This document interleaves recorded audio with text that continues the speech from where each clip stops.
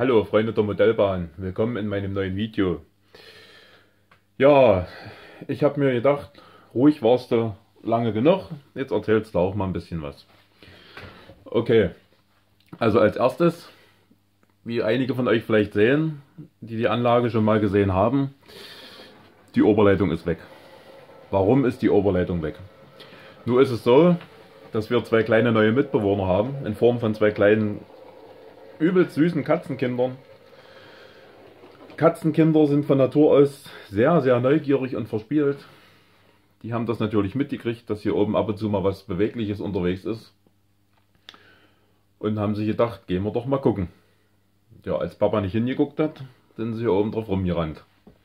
Was ist passiert? Sind natürlich in der Oberleitung hängen geblieben. Haben den einen oder anderen Masten abgebrochen. Fahrdraht verbogen. Naja, jedenfalls nicht so ohne weiteres zu reparieren. Also habe ich mir gedacht, baust du den ganzen Rummel erstmal ab. Gesagt, getan, Oberleitung demontiert, die Spuren in der Landschaft so gut wie es ging kaschiert, mit Unkraut, Gras und so weiter und so fort. Hier und da ein bisschen Schotter, ein bisschen Sand. Naja, das Übliche halt, ihr kennt das. Okay, erzählen wir mal ein bisschen was zu meinem Fahrzeugpark. Also meine favorisierte Epoche ist eigentlich die Epoche 4B bis 5A. Wobei ich das für mich eigentlich so festgelegt habe, so sagen wir mal absolutes Ende der DDR, also so 89, 90 rum, bis maximal 2000. Im Prinzip alles was mintgrün ist, Orientrot, gefällt mir ganz besonders gut. Und dann die ersten Sachen so in Verkehrsrot, die dann so kamen. Ich glaube ab 95 oder 96 kam Verkehrsrot. Würde ich jetzt, nagelt mich nicht drauf fest. Aber ich denke so, die Drehe ungefähr war das. Genau. Bringt natürlich mit sich, dass man vieles von den neuen Sachen nicht kaufen braucht, worüber ich nicht böse bin. Aber gerade unsere alten DDR-Lokomotiven wie die Ludmilla oder das U-Boot, die 119, gab es ja auch lange nach der Wende noch als 232, 219, 229 und so weiter und so fort.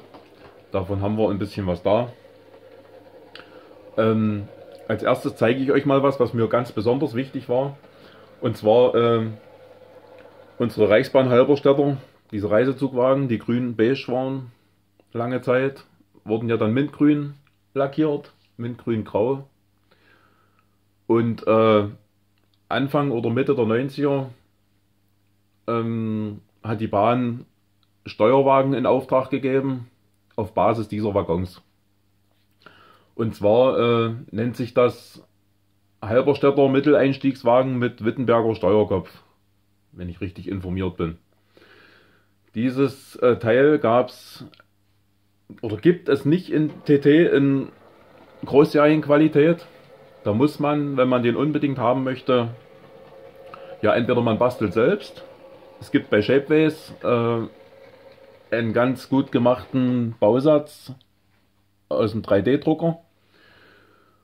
Oder aber von einer Dresdner Firma, das ist TT-Modellbau Matthias Kehrer, einen aus Gießharz, nehme ich an, ist das gefertigten Kopf.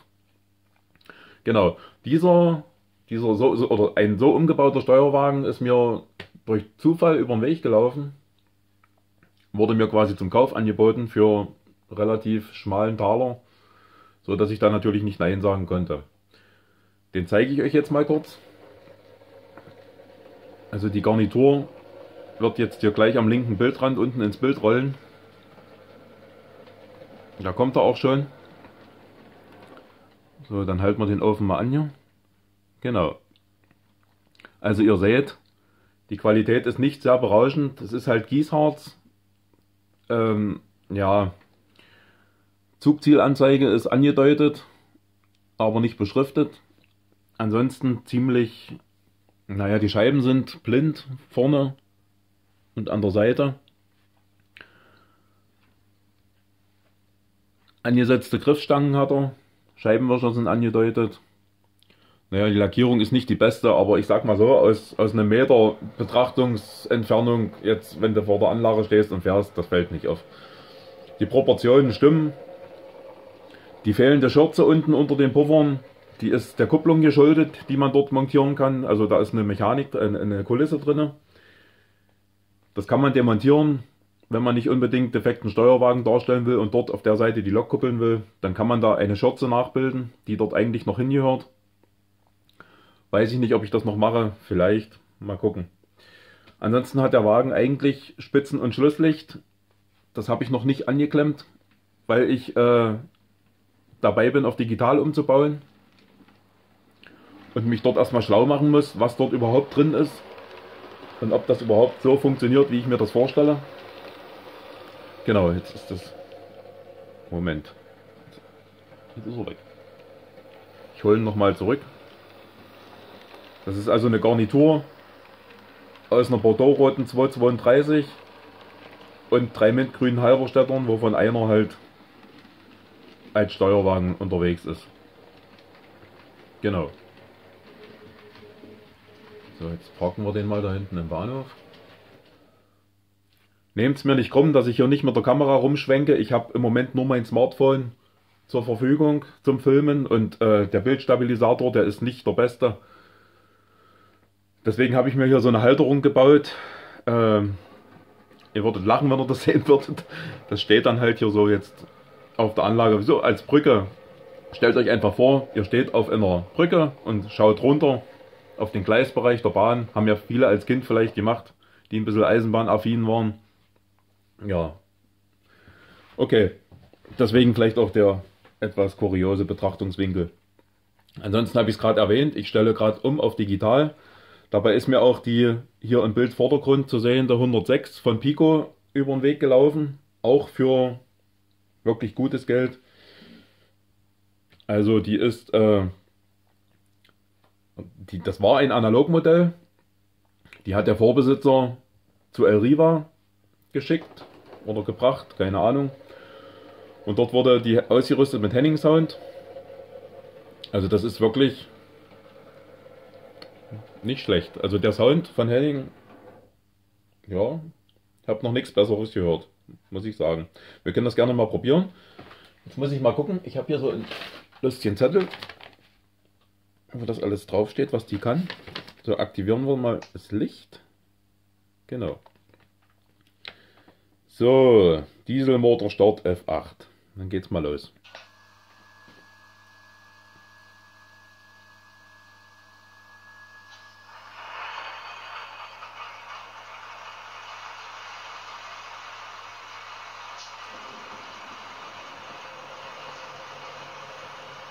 Ja, Motor läuft.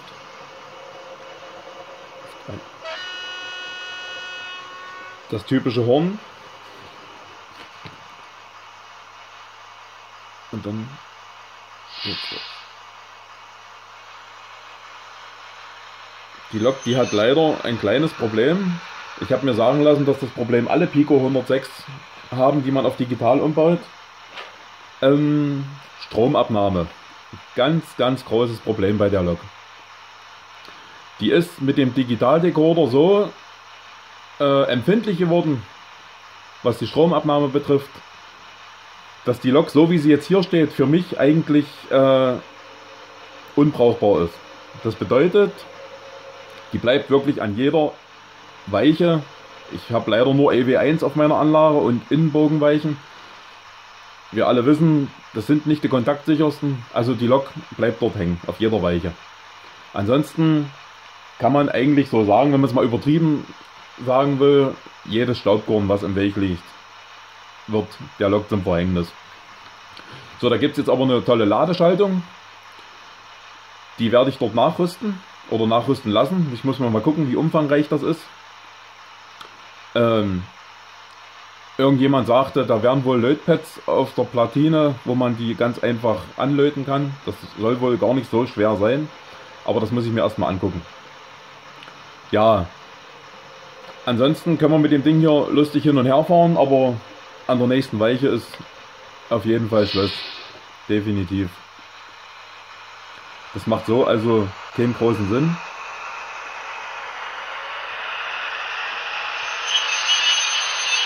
Ja, der Sound, der ist super, also das ist alles überhaupt kein Problem. Aber wie gesagt, ohne die Ladeschaltung, was quasi sowas wie ein Pufferspeicher oder ein Stromspeicher ist, der sich quasi auflädt mit Strom und bei einer Unterbrechung den Strom an die Lok abgibt, damit der Decoder weiterläuft, also das Soundprogramm weiterläuft und die Lok nicht ruckelt. Also ohne das macht es eigentlich wenig Sinn.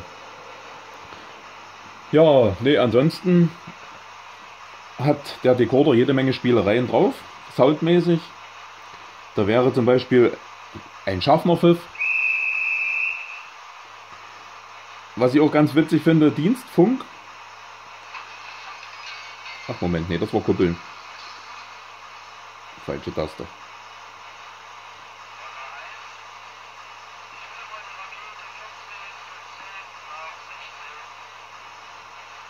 Ich weiß nicht, ob man es versteht, ich hoffe.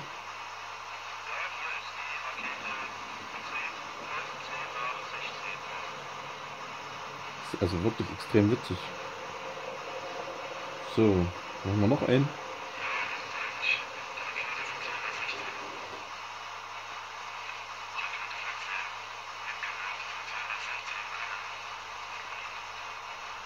So, also Rangierfunkname ist wohl Rakete 14. Böte es sich auch an, die Maschine entsprechend zu beschriften.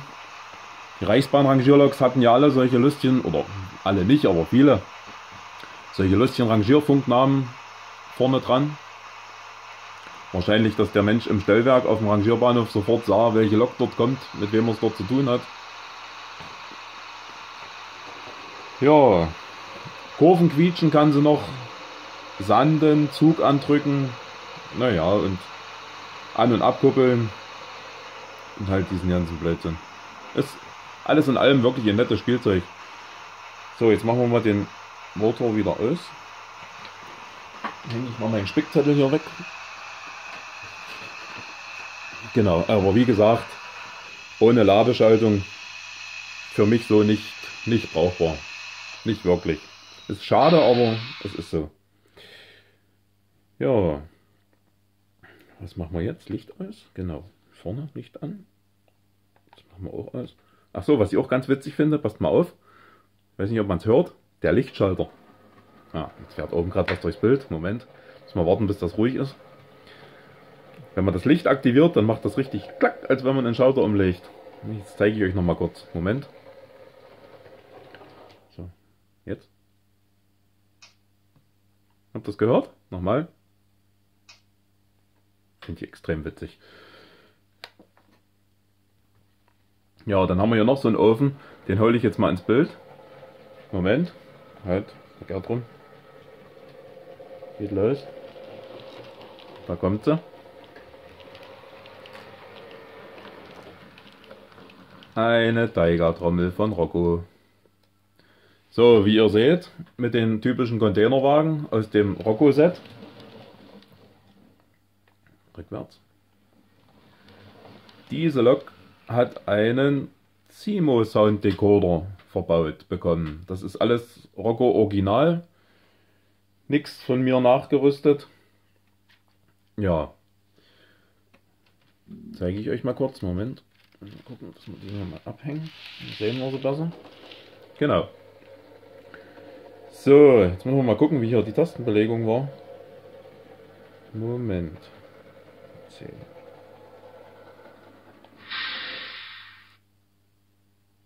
Na, was machst du? Das Horn? Aha, die 1 war's. Okay. Die ist natürlich um einiges unempfindlicher, was Kontaktschwierigkeiten betrifft. Also die rollt eigentlich recht gut, muss man sagen. Hat auch den Schaffnerpfiff. Jetzt wollen wir doch mal gucken.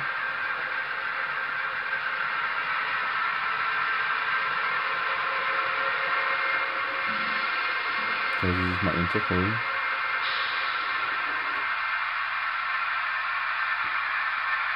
Ja, die Belegung der F-Tasten, der Funktionstasten sollte man sich mal aufschreiben. Das wird bei 2 Soundlogs schon schwierig, sich das alles zu merken, wenn das nicht jede Lok die jeweiligen Soundspielereien auf derselben Taste hat. Deswegen weiß ich jetzt hier bei der gar nicht wirklich. Jetzt müssen wir mal gucken. Jetzt lassen wir die hier mal eine Runde fahren. Versuchen es, sie fährt los. Jawohl.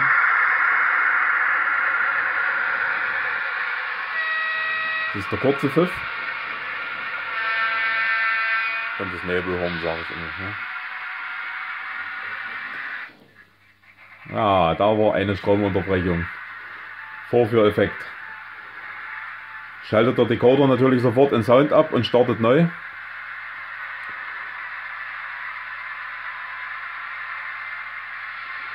Ich muss aber auch zu meiner Schande gestehen, dass ich eigentlich mal einen Staubsauger nehmen müsste und hier auf der Anlage mal ein bisschen staubsaugen müsste. Ich habe mir zwar so eine Vorrichtung gebaut, ja, so ein Teleskopstab mit einem Putzpad unten dran, aber das alleine reicht einfach nicht.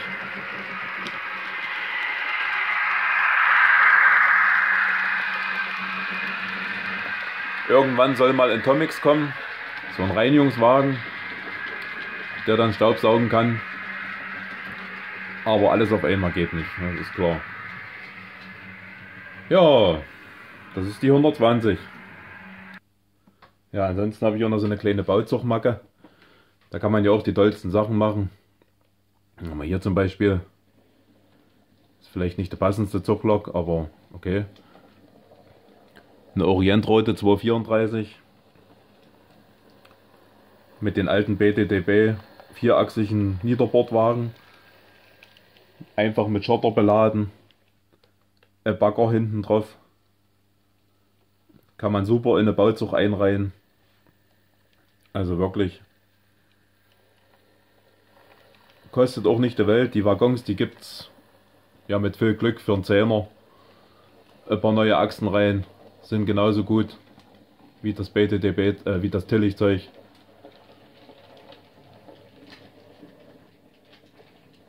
So, hinten aufs Abstellgleis. Moment. Vielleicht noch so ein kleiner Tipp. Habe ich von einem guten Bekannten aus unserem Forum bekommen.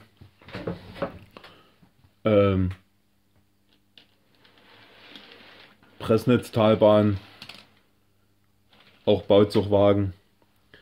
Das sind umlackierte Modelle aus Einzelteilen. Die hat er sich beim Tag der offenen Tür in Sebnitz besorgt. Günstig. Und daraus sich seine Wunschmodelle zusammen lackiert und zusammengeklebt. Wirklich gut gemacht.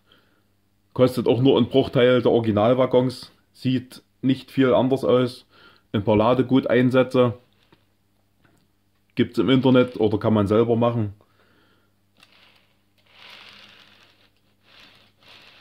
Also wunderbar.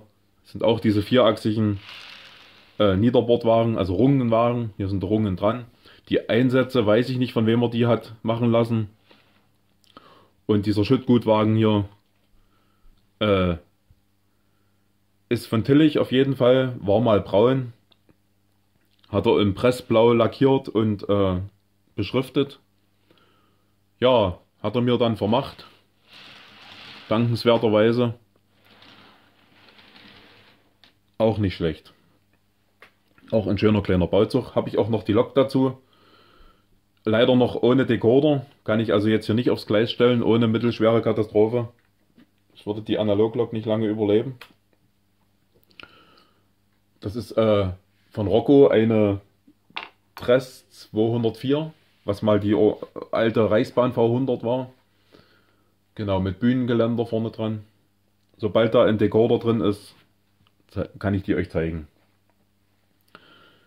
Ja, Freunde, dann haben wir es erstmal. Ich denke, das reicht für heute. Ich werde mir was überlegen mit der Kameraperspektive. Entweder baue ich mir ein Stativ, dass man dass man die Kamera nicht immer in der Hand halten muss, weil das bringt nichts. Der Bildstabilisator, der ist nicht der beste. Oder ja, mal gucken. Ich mache mir auf jeden Fall Gedanken dahingehend. Wenn euch das Video ein bisschen gefallen hat, schreibt es mir ruhig in die Kommentare. Wenn nicht, dann ja, schreibt es mir auch. Keine Ahnung. Grüße möchte ich mal noch loswerden an Jens von Jensis Welt. Mein Bester. Ansonsten an Harald. Auch auf jeden Fall. Und ja, alle, die mich so kennen. Ne? Also bis später dann mal. Tschüss.